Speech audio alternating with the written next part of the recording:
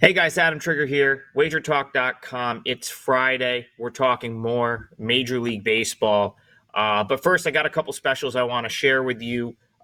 We have by June, get the rest of July free, all access. That's for all handicappers at WagerTalk. And I have a Major League Baseball special up on my page. I'm 12-2 in my last 14 MLB plays, 20-3 my last 23 baseball plays overall. And you can get all my MLB from now until the end of the season for a massive discount. I believe it comes out to about $2.25 a day. And that'll take you all the way till the end of the season. Major League Baseball, big special. It'll include my 4% MLB best bet that's up for tonight. All included with that special. Check that out, wt.buzz/AT. Before we get going, like and subscribe to this channel so we can continue to bring you free play videos all season long. All right, we're talking Diamondbacks, Phillies tonight. As you can see, much to producer Dan's dismay, I came with a prop. That's my D-backs hat. Buddy of mine bought this for me last year, my friend Aaron Kidd, when we bet the Diamondbacks season win total over and said, we're going to, this hat is for grinding that out all year. And not only did we hit the season win total over with ease, we made a whole bunch on the Diamondbacks as they made their run all the way to the World Series. Unfortunately, fell short. But, of course, how could anyone forget the NLCS last year, the last time these two teams met in this ballpark? Arizona going on the road to take Game 6 and Game 7, and they'll return to the scene of the crime, if you will, for the first time since when they kick off this 3-game series in Philadelphia tonight. Now, I don't know if Arizona is going to be a playoff team, a World Series team this year. I think it's still too early to tell, but what I can tell you is this team is far better than a sub-500 team. We've kind of talked about it on these videos throughout the month when we've previewed the Diamondbacks on First Pitch. I've been saying, this is an undervalued team. We've bet them, we've cashed with them, and it's kind of worked out. They're 12-6 in their last 18 games. They're averaging almost 6 runs per game in the month of June. No surprise that they've got the third best record in baseball since the calendar flipped to June.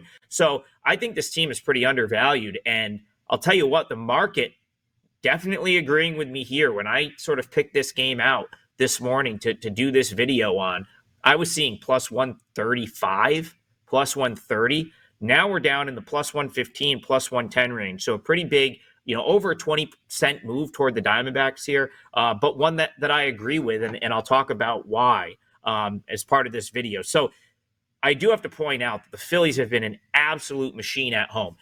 Whether you think they're due for regression or not, which I do, what you cannot argue with is that this team is 25-4 in their last 29 home games. They have not lost back-to-back games at Citizens Bank Park since losing the first 2 games of the season against the Braves. And, of course, the Braves were at full strength back then. They were probably underdogs in both those games. So, the run they're on their home field is insane.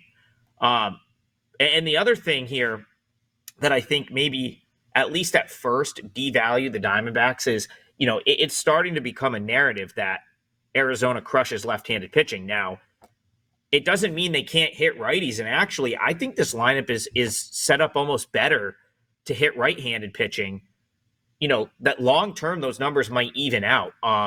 Ketel Marte, I've said this so many times this year, he's one of the best players in baseball that doesn't get enough credit. Like, he should be on every top 10 list of players in the game right now and what they're doing right now. And I feel like he never gets mentioned, but he's a switch hitter. He rakes from both sides of the plate. But the X factor against the right-handed pitching for the Diamondbacks has been Jock Peterson.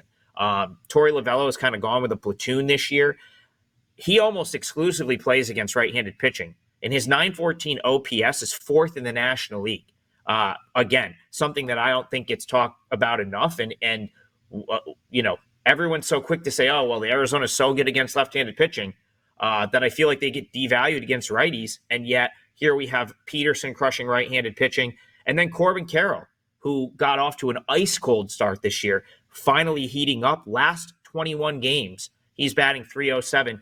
He's starting to look a lot like the guy that, kind of took the league by storm the first half of last year. At least he's working back toward that. It's Taijuan Walker for the Phillies. I've said this since the beginning of the season.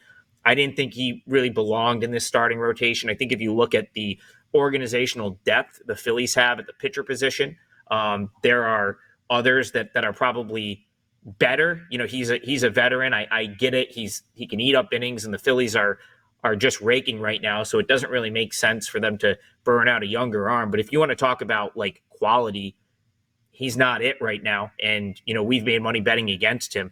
The Phillies are 1-5 in his last 6 starts, and he hasn't won one of his last 6 starts. He's 0-2 with a 5.64 ERA in that span.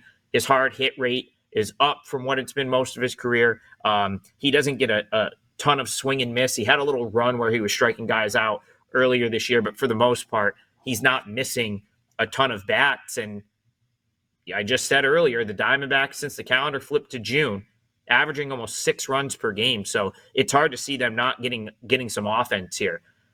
Now, you could get some offense from the Phillies for a couple of reasons. One, they're the Phillies, and this lineup's as good as it gets in the National League. I don't think anyone's going to argue with that. Tough to when they're 49-25 on the year with a plus 101 run differential. I believe the only team better in the NL is the Dodgers. And Jordan Montgomery puts a ton of guys on base. So that's a concern and a reason that I may lean toward the over as another way to look at this game, because he puts a lot of traffic out there, and the Phillies are good at cashing in on scoring opportunities.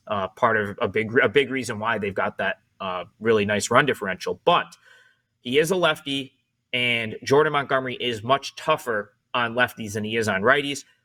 Actually might help him out here, considering your big guys in this lineup, the guys that tend to do the most damage, the Kyle Schwarbers, Bryce Harpers, Bryson Stott's been awesome this year.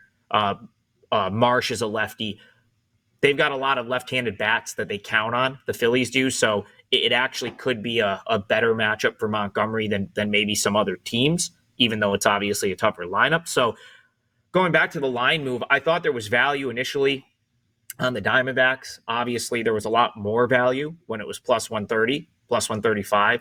Now at plus 110, plus 115, I still think plus money is some value here. Again, the result, if they win the game, you're losing the same amount if they lose. So I think any plus price is probably fine here.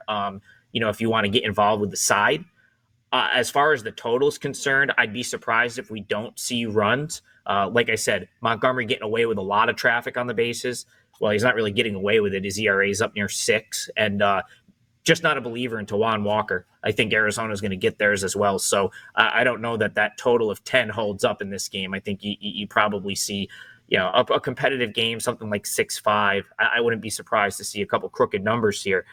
So the over is another lean as well. So we'll split it down the middle for this preview video. We'll say Diamondbacks plus money over 10. I think I don't think you'll do worse than a split with those. And who knows, you get into a little bit of a slugfest, and maybe you've got the over in your back pocket and just trying to get a D-backs win across the finish line to profit there. So that's the way I'm looking at this game. I like the Diamondbacks. I like the over. There's a game I love tonight. It's my 4% MLB best bet. I'm 12-2 in my last 14 MLB best bets, and 20-3 in my last 23 baseball bets, which also includes KBO, which I'm currently on a 6-0 run there. So baseball's been great. The last few weeks have been great. You can get all of it at huge discounts right now at wt.buzz/AT. So head on over there and give us a like and subscribe so we can keep bringing you free videos all season long.